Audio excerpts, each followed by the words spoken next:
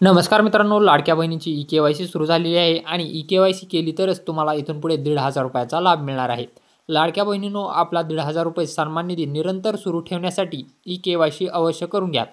ई-के-वाय-सी झालेल्या भगिनींनाच मिळणार मुख्यमंत्री लाडकी बहीण. ई-के-वाय-सी करण्यासाठी तुम्हाला कोणकोणती कागदपत्रे आवश्यक असणार आहेत ते पहा. लाभार्थी भगिनीचे आधार कार्ड लागणार आहे, पतीचे किंवा वडिलांचं आधार कार्ड लागणार आहे आणि या दोन्ही आधार कार्डला मोबाईल नंबर लिंक असणं आवश्यक आहे.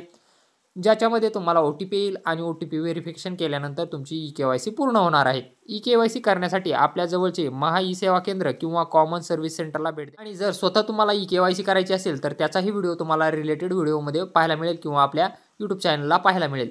अधिकृत माहितीसाठी कोणती वेबसाईट आहे? ladkibhin.maharashtra.gov.in या वेबसाईटवर जाऊन तुम्हाला ई-के-वाय-सी करायची आहे. ई-के-वाय-सी केली तरच तुम्हाला इथून पुढे ₹1,500 लाभ मिळणार आहे. त्यामुळे लवकरात लवकर तुमची ई-के-वाय-सी करून घ्या. ई-के-वाय-सी करण्यासाठी 2 महिन्यांचा कालावधी शासनाकडून तुम्हाला देण्यात आलेला आहे.